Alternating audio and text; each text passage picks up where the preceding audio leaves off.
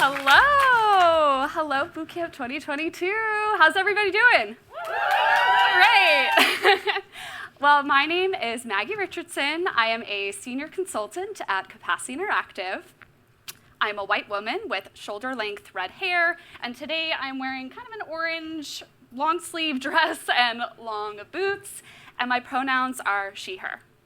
And my name is Molly Garber. I'm a senior consultant at Capacity Interactive as well. My pronouns are she, her, and I am a short woman with long brown hair, medium-length brown hair, who could say? It's really great to be here with all of you today in person and virtually at CI's first hybrid boot camp. This pandemic has been tough for everyone in a lot of different ways. You know, in the beginning of the pandemic, when we were all baking bread and growing leeks on our windowsills and watching Tiger King, Maggie and I were up to something a little different. We were adopting dogs. Yes, we were those people. So this is Indy and this is Danny, our Google Strategy Assistants. Now, you might be wondering, what does this have to do with our Google strategy? Obviously, we had to incorporate dogs to our presentation, right? We saw all the excitement yesterday when dogs were on screen. So of course, we just want to show off pictures of our dogs. But we got to bring it back to Google, of course.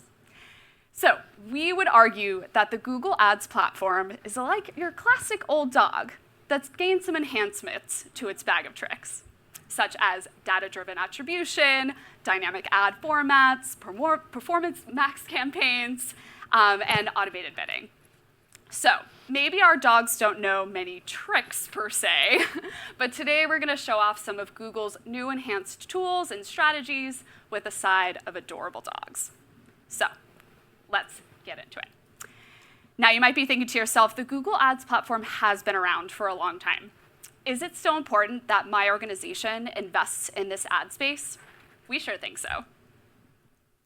According to a source, there are over 4 billion email users worldwide who send and receive over 306 billion emails per day. Gmail, Google's email platform, alone holds about 30% of this market share.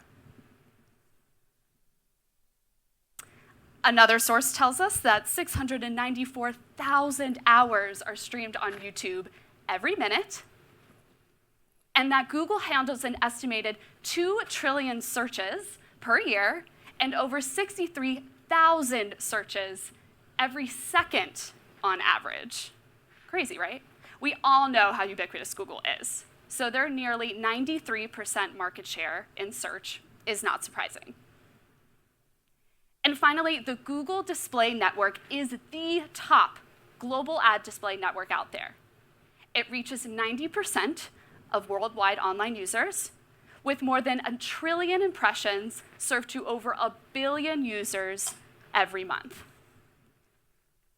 So before we talk about what's new in the Google ad space, it's important that we go over the different channels, the different ad types available, and how they might fit into your digital marketing strategy. First up is the Google Display Network. These are the highway billboards of the internet.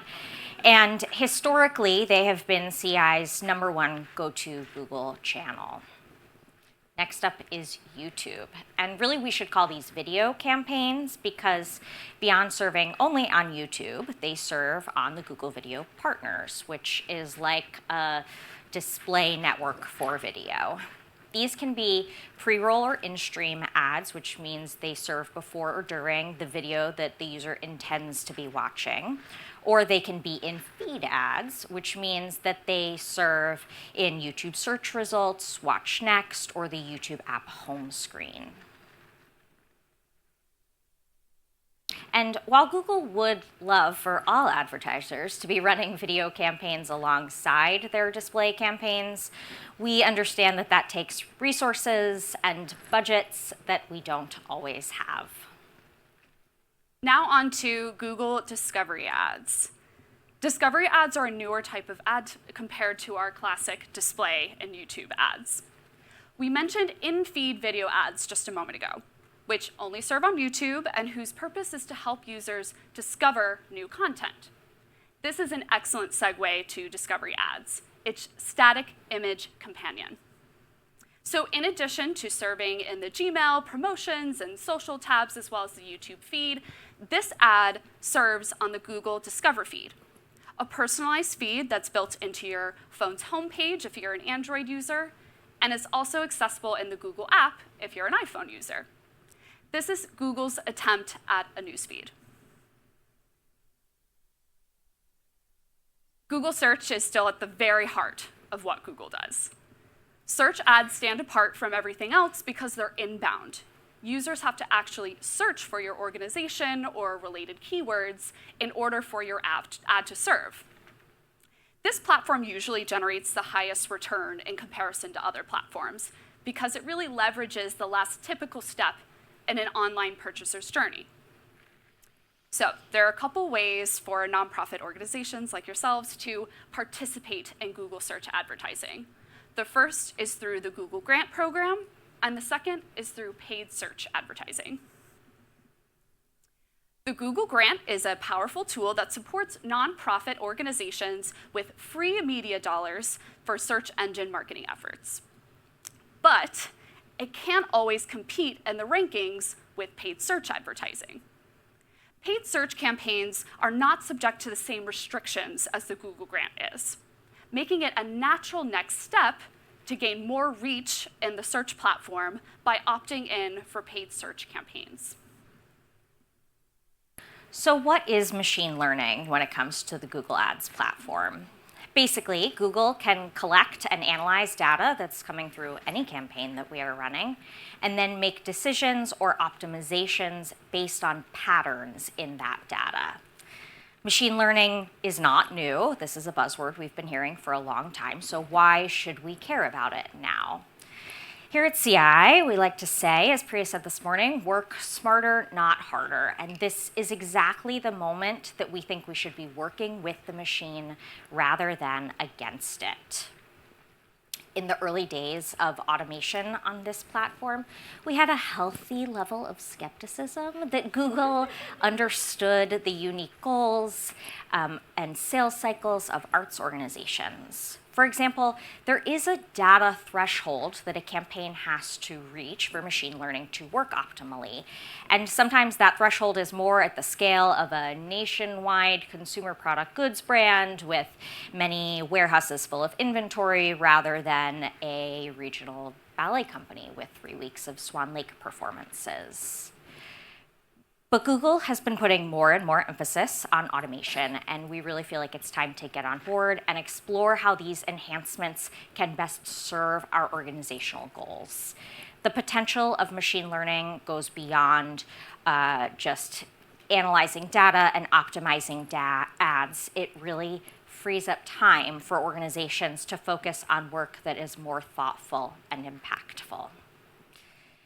Google says that machine learning can help hone in on what customers care about, but it is up to real people to turn that information into compelling ads. Okay, we promised dog pictures, so here it comes. So this is my dog, Indy, in his usual sleeping position, if you can believe that. My dog, Indy, loves nothing more than a good belly rub and a cuddle with his mama. While this is definitely not a trick per se, I'm constantly impressed by my dog's ability to find great sleeping positions and places no matter what time of day it is and no matter where we are. So on that note, let's get back to what we're actually talking about. We're going to move into Google's new trick number 1, dynamic ad formats. So it used to be that social media was the place to do all of your storytelling. The platform for utilizing video, slideshow, image carousels, you name it, to create multiple ads within a campaign. Meanwhile, in Google, your graphic designer used 1 or 2 images to create a suite of banner ads they thought would perform well based on understood best practices. So here's an example of static image banner ads, which I'm sure you're all familiar with, from First Stage for their production of Arthur and Friends Make a Musical. Google is now evolving to incorporate dynamic ad creation. Content is a major element in Google's shift towards machine learning and automation, with the introduction of responsive or dynamic ad formats. Google now uses multiple images and text inputs to create several ad types.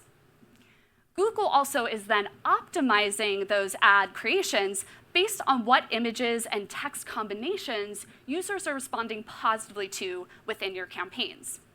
So here's another example from First Stage for that exact same production we were just looking at, although now we have our responsive display ads, which really showcases a much more engaging ad suite. In display campaigns, you're still able to upload static image or animated banner ads into your campaigns if you want to have more control over what those ads look like.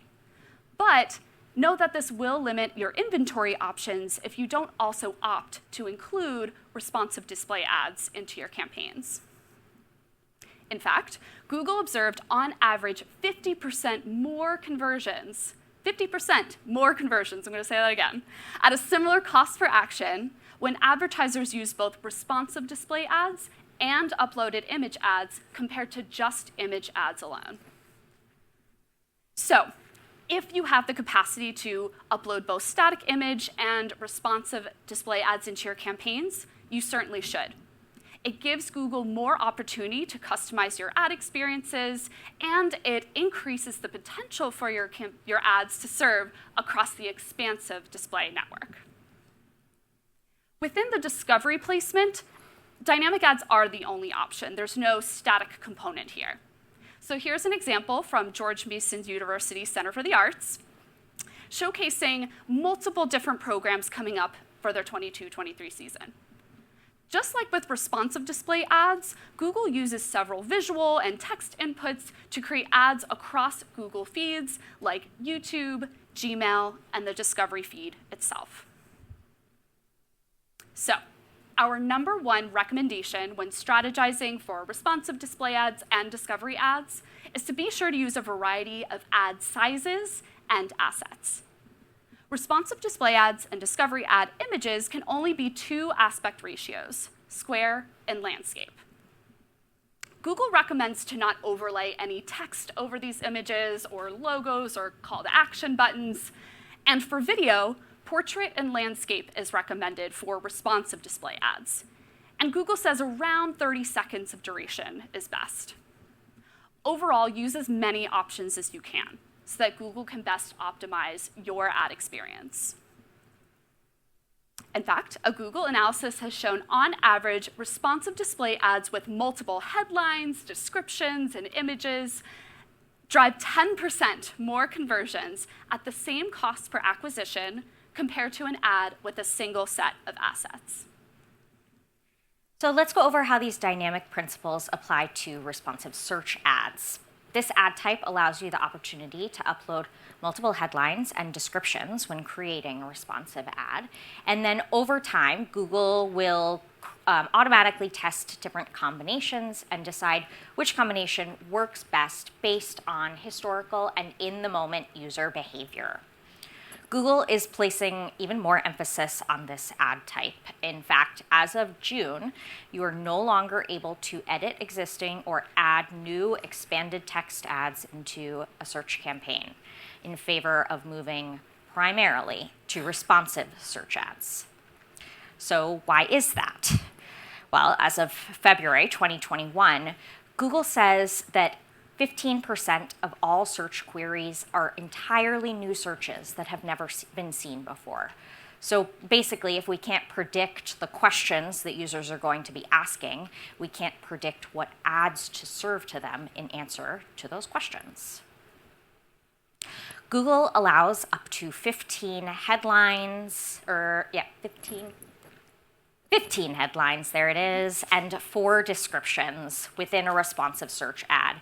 And the more you use, the more options Google has to customize with. Assets can be shown in any order, so just make sure that they work individually or in combinations. And if you have text that needs to appear in every ad, you can pin that text, but we recommend pinning sparingly. So another really exciting ad type in the Google search realm is called dynamic search ads, or DSAs. Dynamic search ad headlines, ooh, that's a mouthful. Dynamic search ad headlines are auto-generated using content scraped from your website. This helps keeps your ads really relevant, and it saves you time. All you need to do is add a creative description.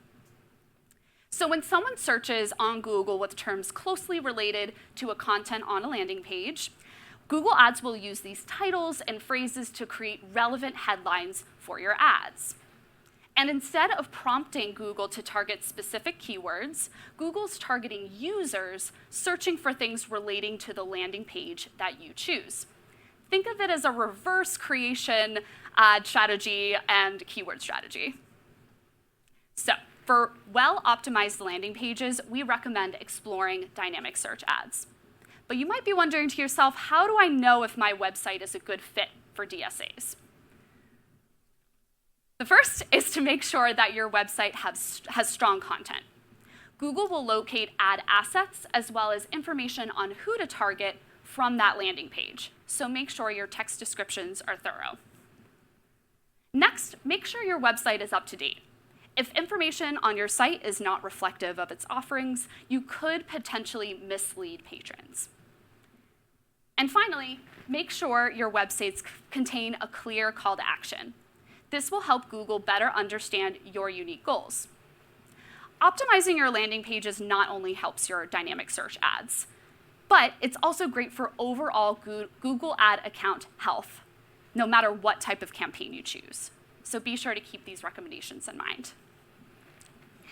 So you might be asking yourself, does Google have full control over ad creation? That sounds like what you're saying, but I swear they do not. Google is not writing ad copy. They are not designing the visual assets. You still control those inputs. If you want to continue using image banners, you totally can. They are a great complement to the dynamic ads. And you can always limit Google's options. You do have that control, but you may also be limiting campaign performance. So here are some takeaways on dynamic ad formats. If you are creating assets for other marketing campaigns like social media or email, why not use them in Google? You can always add them to the Google campaigns. Make sure your website is well optimized. This means text on the pages for Google to pull from, images with captions, and clear call to action buttons. This is a great example from Crystal Bridges.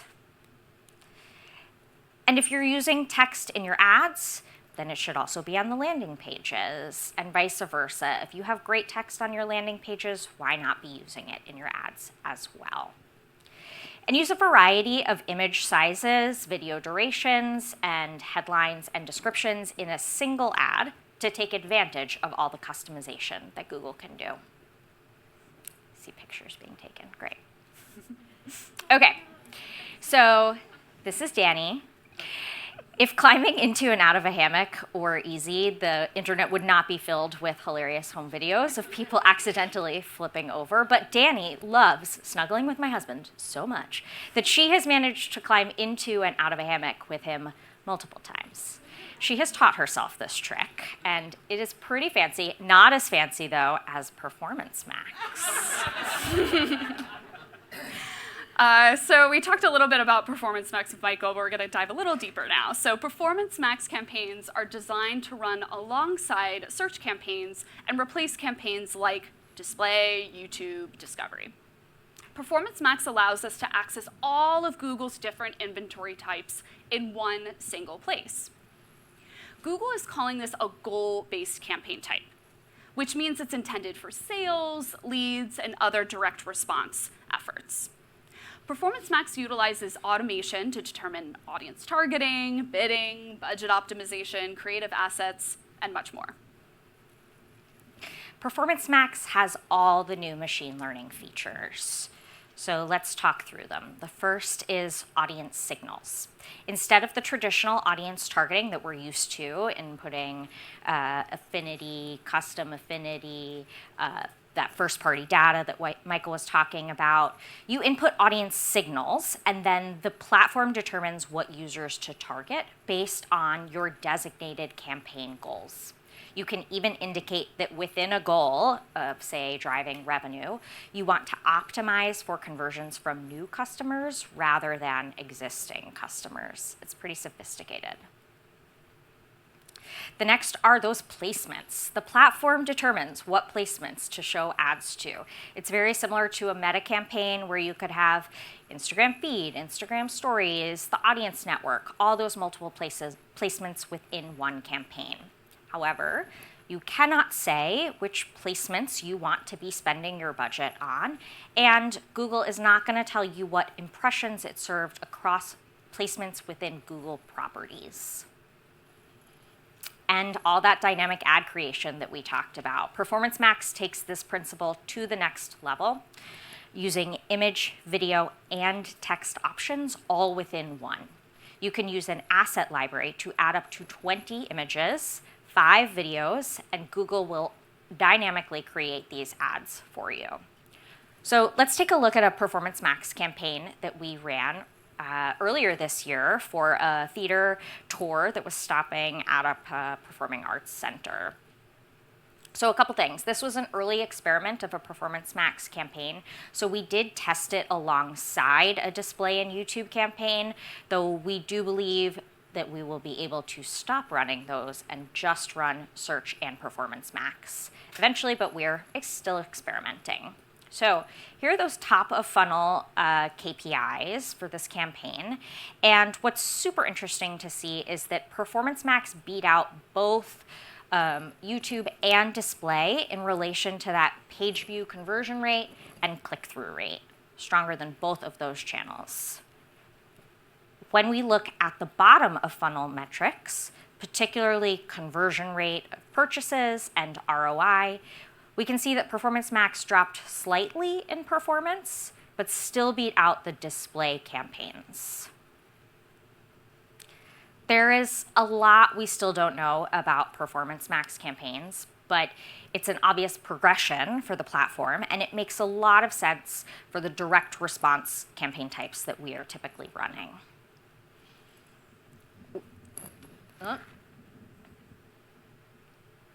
There's a lot we don't know, like I said. Okay, so hopefully in the future we'll have more insight. We're kind of begging Google to tell us a little bit more about who is being targeted in these campaigns, how to optimize these campaigns, and what placements are being used. For now, Danny is going to take a nap, and we are going to continue experimenting. So beyond sleeping in hilarious positions, my dog Indy also loves a good walk, especially if it's a nice day outside. Indy does not like the rain. I cannot say that enough. He is definitely a sun worshiper, so I find him frequently running around my apartment looking for good sunspots and begging to go outside if it's a nice day. This is definitely not a trick by any sense of the word, so let's move on to Google's new trick number 3, automated bidding strategies. So before we talk more about automated bidding options, let's go over what Google bidding means and how it might impact your campaign performance. Google Ads runs an auction every time it has ad space available. Whether that's on a news site, on a blog site, on weather.com, each auction decides which ads will show in that space in that moment. Your bid puts you in the auction. Before automated bidding became available, Google campaigns all relied on a manual bidding strategy. And manual bidding included a lot of guesswork, honestly. In the days of manual bidding, we would set bids based on historical data from previously run campaigns, best practices, and frankly, gut experience. We would regularly analyze the campaigns as they were running and then adjust bids accordingly. But this is pretty inefficient, time-intensive, and limiting. And frankly, it's just not scalable. Automated bidding allows Google to take on the heavy lifting of setting bids through its machine learning based on many factors, including the performance goals that you are selecting for those campaigns. There are several different types of automated bidding strategies that you can use in relation to the unique goals of each campaign that you have. And then you do have the option to change the bid strategy of a campaign at any time. The bid strategy that we use the most frequently at Capacity Interactive is called maximize conversions. And this bid strategy uses advanced machine learning to automatically optimize bids to get you the largest volume of conversions available for your budget. You can assign whatever conversion is important to you, the purchase of a single ticket or a subscription, the view of a key page, people just calling your box office, whatever is valuable to you.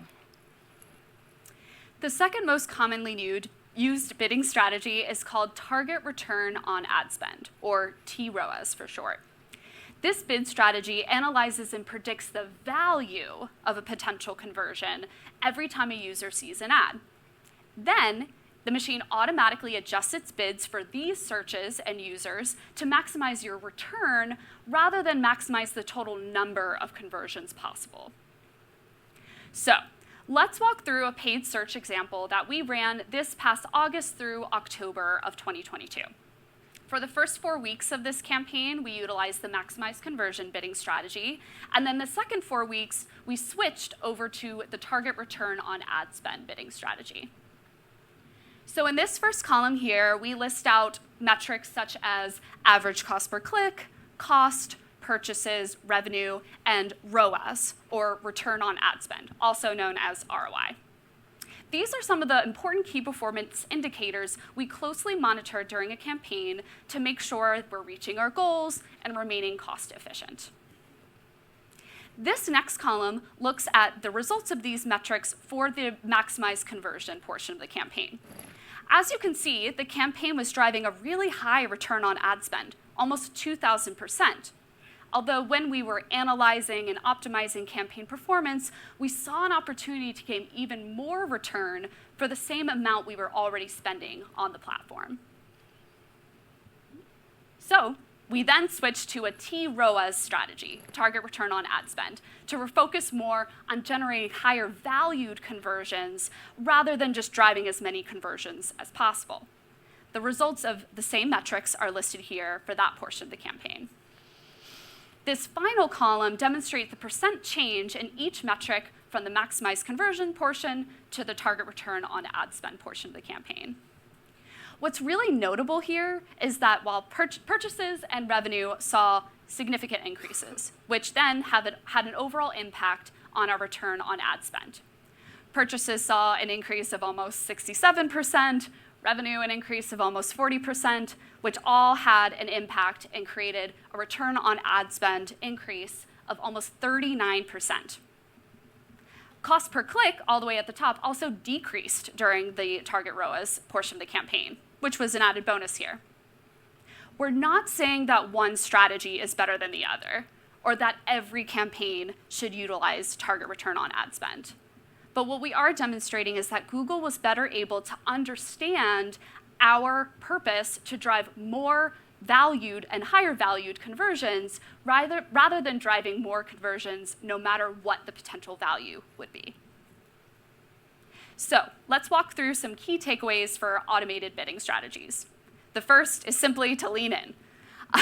Automated bidding strategies utilizes Google's wealth of historical information as well as contextual signals presented at auction time to make the best informed bids for you. Second, there are several types of automated bidding strategies. We only went through 2 just now. So be sure to keep your objectives in mind when you're selecting one. And finally, after you've selected one, make sure you're continuing to evaluate that bid strategy's performance based on your goals and make any necessary adjustments, just like we did in our example. Okay, we have gotten to the digital privacy portion of the presentation. I really wanted this to be a drinking game, like every time somebody says privacy, but it's a conference. Danny looks really concerned about digital privacy, but we promise that you don't have to be. So Google is taking a very different approach to privacy changes than our friends over at Meta. So let's just compare the two for a minute. The majority of Meta's usership happens through an app on a phone. And in the United States, that phone is primarily an iPhone. And because of this, users have now been given the option to opt out of tracking. And Meta, in response, has placed a lot of limitations on attribution windows, audience building, conversion tracking. And mostly they're just blaming it on Apple and because of the iOS 14 rollout.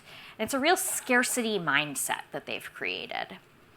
But instead, as appetite increases for digital privacy, Google is putting a lot more emphasis on machine learning and automation.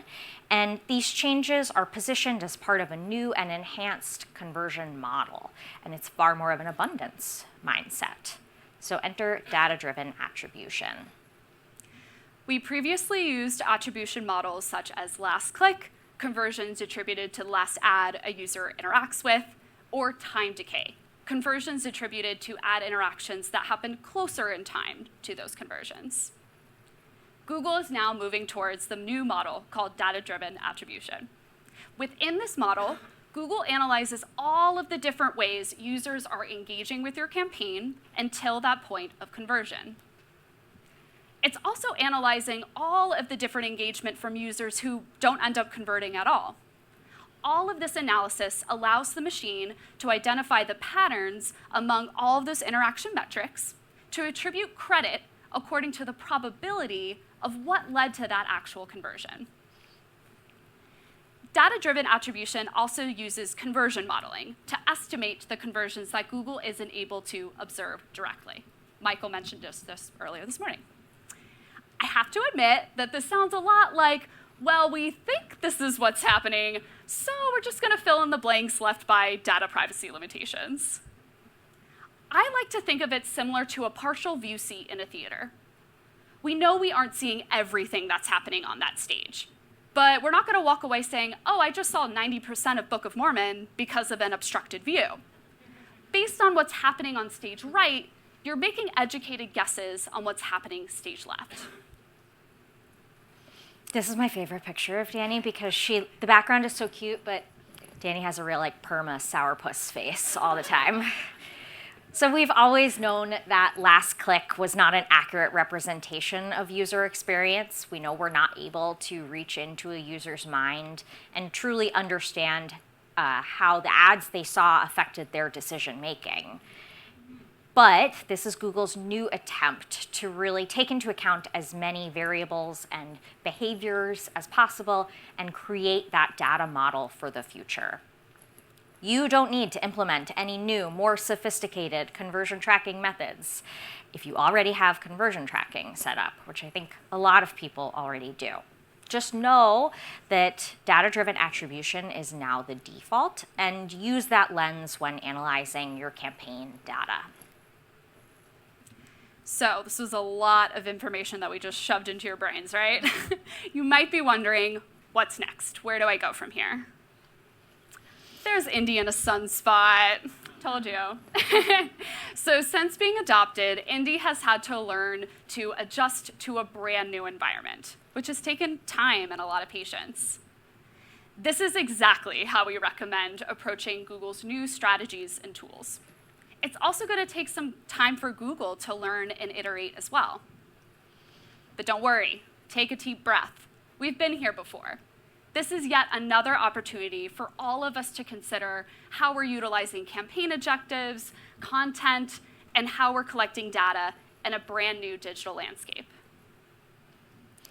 So we recommend that you lean into dynamic ad formats, be it text or visual. You're no longer limited to that finite number of ad sizes. And you should give Google all the creative assets that you have to work with and let the platform create ads for you. If you're already spending time, effort, and resources to create a variety of content for your social media, your email, your website, why not also utilize them for your Google dynamic ads? So make sure you're repurposing content for your future Google campaigns. Automated bidding allows Google to better understand the unique goals of your campaign while analyzing more data than the human mind could ever process. Instead of spending your time in spreadsheets, you can let the platform do the heavy lifting. Don't be afraid to experiment with new automated campaign types like Performance Max, especially if you have lots of content options at your fingertips. Attribution models are evolving for the better. So instead of limited conversion data, Google is using the machine to enhance our understanding of the impact of campaigns. Last click is out, and data-driven attribution lifts campaigns to the next level. Overall, let automation do the heavy lifting so that you can focus on what really matters. Thank you so much. Thank you.